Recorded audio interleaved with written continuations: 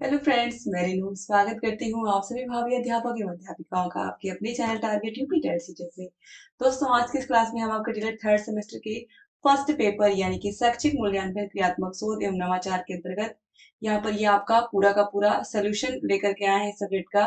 चलिए स्टार्ट करते हैं क्वेश्चन नंबर 1 से। सारे विषयों के सोल्यूशन की लिंक हम आपको प्रोवाइड कराएंगे डिस्क्रिप्शन बॉक्स और कमेंट बॉक्स में, तो सारे विषयों को आप अच्छे से मिला लीजिएगा, ठीक है। लेकिन फिलहाल अभी यहाँ पर आपको सेकंड पेपर का भी सोल्यूशन मिल जाएगा, तो उसको भी आप जरूर देख लीजिएगा। क्वेश्चन नंबर 1 है, ब्लूम टैक्सोनॉमी विकसित हुई। दोस्तों, जितने भी क्वेश्चंस यहाँ पर आप देखोगे, अगर आपने हमारा बैच अच्छे से लिया था और सारे के सारे क्लासेस को देखा है, तो आपके सारे के सारे क्वेश्चन अच्छे से सही हुए होंगे। और अगर आपने सीरीज अच्छे से पढ़ी थी, राजन सीरीज और पवन सीरीज, दोनों ही सीरीज मैंने पूरा कंप्लीट पढ़ाया है। अगर अच्छे से आपने पढ़ा होगा तो आपके सारे के सारे क्वेश्चन बिल्कुल सही हुए होंगे। तो ब्लूम टैक्सोनॉमी कब विकसित हुई थी? तो 1956 में हुई थी। ऑप्शन 3 सही हो जाएगा। क्वेश्चन नंबर 2 है, चर के प्रकार है सतत या असतत या फिर उपयुक्त दोनों, तो राइट आंसर ऑप्शन 3 ही है, उपयुक्त दोनों। क्वेश्चन नंबर 3 है, रीता ने भाषा में 60 अंक प्राप्त किए। यही सेम क्वेश्चन ही मैंने आप लोग को कराया है। तो देखिए, यह अंक प्राप्त करना क्या प्रदर्शित करता है? 60 अंक प्राप्त करना प्रदर्शित करता है मापन को। मापन को प्रदर्शित करता है। ऑप्शन 1 से हो जाएगा। क्वेश्चन नंबर 4 है, परिकल्पना होती है। परिकल्पना क्या होती है? समस्या के समाधान का पूर्व अनुमान होती है। ऑप्शन 1 सही जाएगा। यानी कि कोई समस्या हमारे सामने आती है तो हम परिकल्पना के माध्यम से ही सोचते हैं कि इसके क्या क्या हल हो सकते हैं। क्वेश्चन नंबर 5 है, बचाव निदान का उच्चतम स्तर है, यह कथन है। मैंने बार बार इसका आंसर आप लोगों को क्लियर बताया है कि अगर ऑप्शन में नन नहीं है तो हम क्या लगाएंगे? रॉस को लगाएंगे। और देखिए, यहाँ पर ये क्वेश्चन फिर पूछ लिया है। हर साल लगभग ये देखने को ही मिलता है ये प्रश्न। ठीक है, आगे बढ़ते हैं। क्वेश्चन नंबर 6 है, सर्व शिक्षा अभियान को क्रियान्वयन करने में कौन सहायक है? तो क्रियात्मक शोध। ऑप्शन 1 सही हो जाएगा। क्वेश्चन नंबर 7 है, सतत और व्यापक मूल्यांकन कब प्रारंभ हुआ था? सतत और व्यापक मूल्यांकन दोस्तों हम सभी को पता है कब प्रारंभ हुआ था। 2009 में। ऑप्शन 1 सही हो जाएगा। ये भी प्रश्न मैंने करवाया है। क्वेश्चन नंबर 8 है, मापन क्या होता है? मापन हम सभी को पता होता है मात्रात्मक होता है। ऑप्शन 1 सही हो जाएगा। क्वेश्चन नंबर 9 पर आते हैं, छात्रों के प्रारंभिक ज्ञान का मूल्यांकन किया जाता है। किस मूल्यांकन में? आंकड़ित मूल्यांकन में, रचनात्मक मूल्यांकन में, मौखिक मूल्यांकन में या दक्षता मूल्यांकन में? राइट आंसर ऑप्शन 2 है, रचनात्मक मूल्यांकन में। और ये प्रश्न भी पढ़ा हुआ ही है क्लास में। इसके बाद क्वेश्चन नंबर 10 पर आते हैं, बौद्धिक योग्यता में बोध का अंग नहीं है। तो बौद्धिक योग्यता में बोध का अंग नहीं है अनुवाद, वाद विस्तार, विवेचना या अनुप्रयोग, तो अनुप्रयोग नहीं है। ये सब के सब प्रश्न दोस्तों पढ़ाए हुए हैं। आप लोगों ने कितने क्वेश्चन सही किए हैं बहुविकल्पीय में जरूर कमेंट करिएगा मुझे। अच्छे से अगर आपने सीरीज को पढ़ा होगा तो आपके सारे क्वेश्चन बिल्कुल सही होंगे। क्वेश्चन नंबर 11 है, दिल्ली का लाल किला किसने बनवाया था? यह किस प्रकार का प्रश्न है? ये प्रश्न भी सेम पूछा हुआ है। किसने बनवाया था? तो ये जो प्रश्न है ये किस प्रकार का है? स्मृति संबंधी। क्वेश्चन नंबर 12 है, क्रियात्मक शोध के अंतर्गत समष्टि या संपूर्ण जनसंख्या के छोटे से भाग को क्या कहते हैं? ये प्रश्न भी पढ़ा हुआ है। संपूर्ण जनसंख्या के छोटे से भाग को बार बार मैंने इस तरह से बना करके आप लोगों को समझाया है। क्या कहते हैं? न्यादर्श या नमूना कहते हैं। तो ऑप्शन 4 सही हो जाएगा। ठीक है, क्वेश्चन नंबर 13 पे आते हैं। क्वेश्चन नंबर 13 है, मूल्यांकन के कितने पक्ष होते हैं? तो मूल्यांकन के 3 पक्ष होते हैं, हम सभी को पता है। संज्ञानात्मक, भावात्मक और क्रियात्मक। क्वेश्चन नंबर 14 है, नील मुद्रण जिसे हम ब्लूप्रिंट कहते हैं। ब्लूप्रिंट का काम कहाँ होता है? प्रश्न पत्र निर्माण में हम ब्लूप्रिंट का प्रयोग करते हैं। तो ऑप्शन 2 सही हो जाएगा। क्वेश्चन नंबर 15 पे आते हैं, उत्तम परीक्षण की विशेषता। उत्तम परीक्षण की विशेषता वैधता, विश्वसनीयता, उद्देश्यपूर्णता। राइट आंसर हो जाएगा ऑप्शन नंबर 4, उपयुक्त सभी। और इस तरीके से सारे के सारे क्वेश्चन में से कोई भी ऐसा नहीं था जो फंसाने वाला प्रश्न हो या जिसमें कोई डाउट हो। ये बहुत ही अच्छा दोस्तों तरीके से कह सकते हैं पेपर था आप लोगों का। अब हम आगे बढ़ते हैं अतिलघुत्तरीय क्वेश्चंस में। अतिलघुत्तरीय प्रश्नों में क्वेश्चन नंबर 16 है, किसी समस्या का प्रस्तावित उत्तर क्या कहलाता है? तो परिकल्पना कहलाता है। आप सोचिए, आपके बहुविकल्पी में ही आपके अतिलघुत्तरीय प्रश्नों का भी आंसर छिपा हुआ था। क्वेश्चन नंबर 17 है, प्रार्थना स्थल की गतिविधियों में मुख्य नवाचार क्या हो सकते हैं?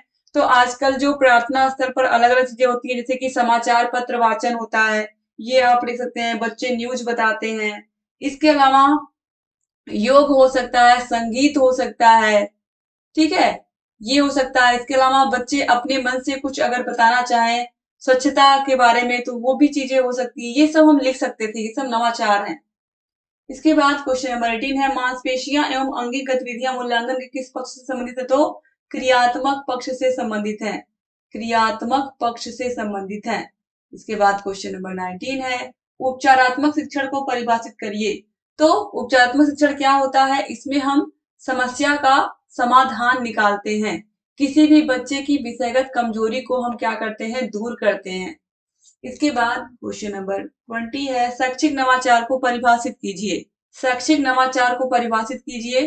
तो शिक्षा में जब हम कोई भी विषय नए तरीके से पढ़ाते हैं या किसी विषय को हम एक नया तरीका अपना करके या फिर नए चीजों को जोड़ करके नई गतिविधियों के माध्यम से पढ़ाते हैं तो वही क्या कहलाता है? नवाचार।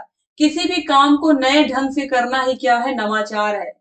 इसके बाद क्वेश्चन नंबर 21 है सतत और व्यापक मूल्यांकन किसे कहते हैं? स्पष्ट कीजिए। तो सतत और व्यापक मूल्यांकन निरंतर चलने वाले मूल्यांकन को ही हम सतत मूल्यांकन कहते हैं। और व्यापक मूल्यांकन क्या होता है? व्यापक मूल्यांकन में हम व्यक्तित्व के सभी पक्षों का मूल्यांकन करते हैं, यानी कि संज्ञानात्मक, भावात्मक और क्रियात्मक तीनों पक्षों का मूल्यांकन करते हैं। बस यही हमें लिखना था। क्वेश्चन नंबर 22 है शैक्षिक मापन के स्तरों का नाम लिखिए। तो शैक्षिक मापन के 4 स्तर होते हैं। ये मैंने पहले ही चैप्टर में आप लोगों को पढ़ाया है। पहले ही चैप्टर में आप लोगों को बहुत ही अच्छे से मैंने पढ़ाया है कि जो मापन होता है इसके 4 स्तर होते हैं दोस्तों। और कौन कौन से होते हैं? तो पहला होता है नामित स्तर, दूसरा होता है क्रमित स्तर, तीसरा अंतराल और चौथा अनुपात। तो ये 4 मापन के स्तर होते हैं। इसके बाद क्वेश्चन नंबर 23 है शैक्षिक अनुसंधान के 2 प्रमुख उद्देश्य लिखिए। शैक्षिक अनुसंधान के 2 प्रमुख उद्देश्य क्या हो सकते हैं? तो पहला तो यही हो सकता है कि जो शिक्षा है उसकी गुणवत्ता को बढ़ाना।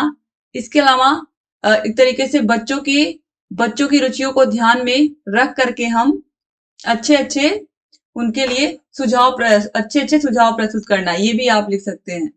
इसके बाद क्वेश्चन नंबर 24 है मौलिक शोध किसे कहते हैं? स्पष्ट कीजिए। मौलिक शोध किसे कहते हैं? स्पष्ट करिए। तो दोस्तों जो मौलिक शोध होता है जो किसी सिद्धांत या नियम की स्थापना के लिए या प्राकृतिक और अन्य घटनाओं की बेहतर समझ के लिए किया जाता है उसे ही हम क्या कहते हैं? मौलिक शोध कहते हैं। क्वेश्चन नंबर 25 है न्यायाधीश से आप क्या समझते हैं? तो किसी भी जनसंख्या के एक छोटे से समूह को हम क्या कहते हैं? न्यायाधीश कहते हैं। ऑलरेडी मैं बता चुकी हूँ पहले भी क्लास में भी अच्छे से आप लोगों को, और ये आपने देखा अभी क्वेश्चन नंबर 12 में भी पूछा था। क्वेश्चन नंबर 26 है संरचनात्मक या फॉर्मेटिव मूल्यांकन से आप क्या समझते हैं? तो इसमें क्या करते हैं? इसमें हम बच्चे के प्रारंभिक ज्ञान की जानकारी लेते हैं। ऑलरेडी अभी आपने देखा भी है, बहुविकल्पी में यह प्रश्न पूछा था।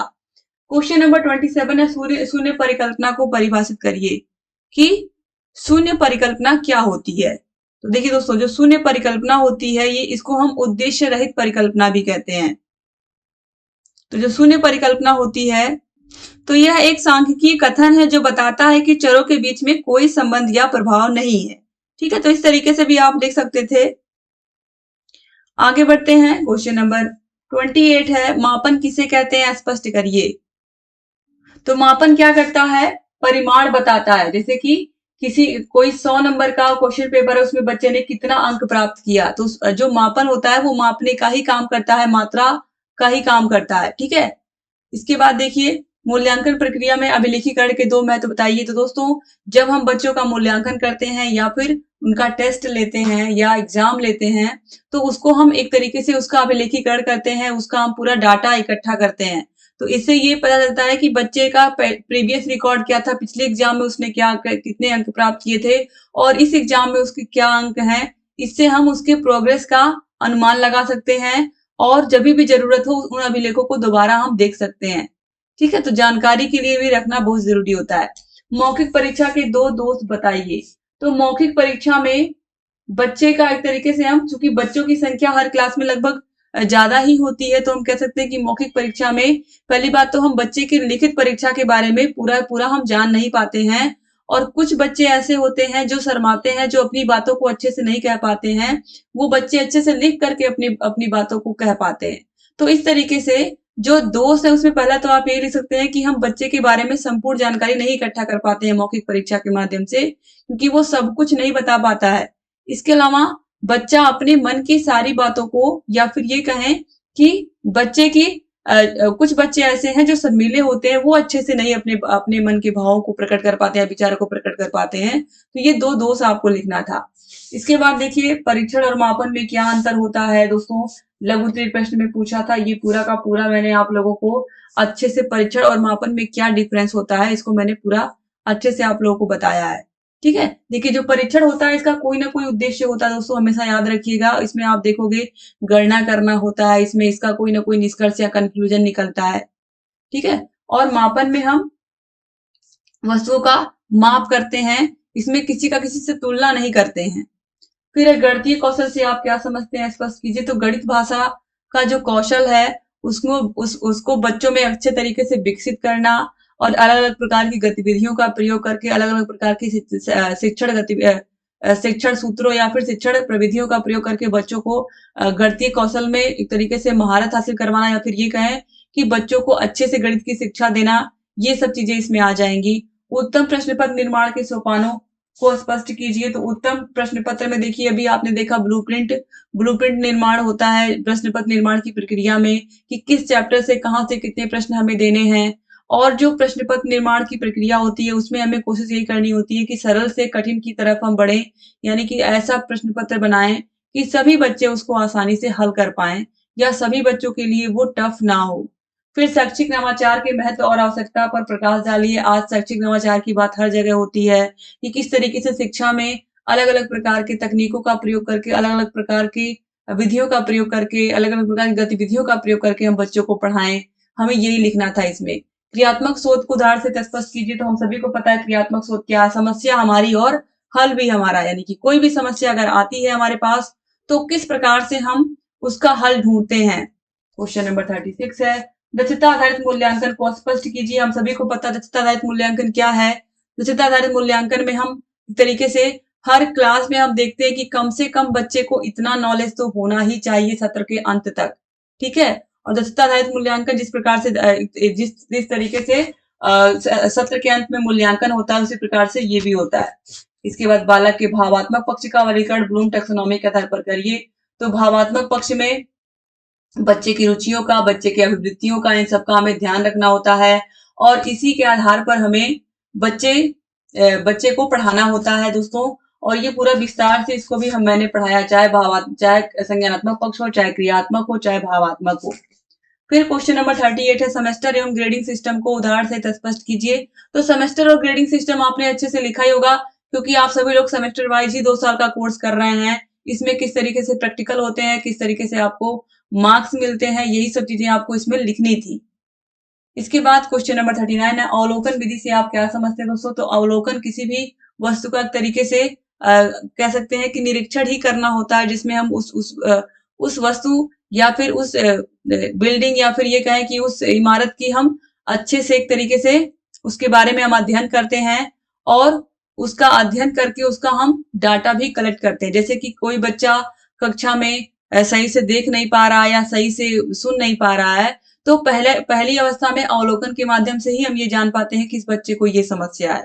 ठीक है, और इसका कहीं ना कहीं महत्व भी है, क्योंकि तुरंत हम कोई जांच नहीं, कोई हम तरीके से तुरंत हम बच्चे को लेकर के डॉक्टर के पास नहीं पहुंच जाएंगे। हम उसकी समस्या को अवलोकन के माध्यम से ही समझ पाते हैं। और अवलोकन का प्रयोग, अवलोकन का निरीक्षण का, इस बच्चों को हम भ्रमण कराने ले जाते हैं, तब ये सब चीजें ज्यादा यूज होती हैं। अवलोकन विधि हो चाहे निरीक्षण विधि हो। क्वेश्चन नंबर 40 है, शोध में परिकल्पना को परिभाषित करते हुए इसका संक्षिप्त वर्णन भी करिए इसके प्रकारों का।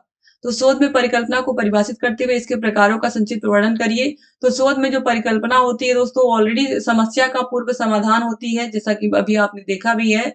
इसी प्रश्न पत्र में बहुत सारे ऐसे क्वेश्चन है जो बार बार वही रिपीट हुए हैं।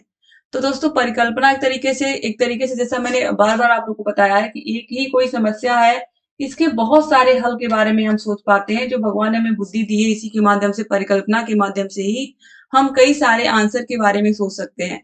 ठीक है, तो अलग अलग निर्देशित परिकल्पना, निर्देश रहित परिकल्पना, ये सब चीजें होती हैं। एक निर्देशित होती है और एक निर्देश रहित होती है परिकल्पना।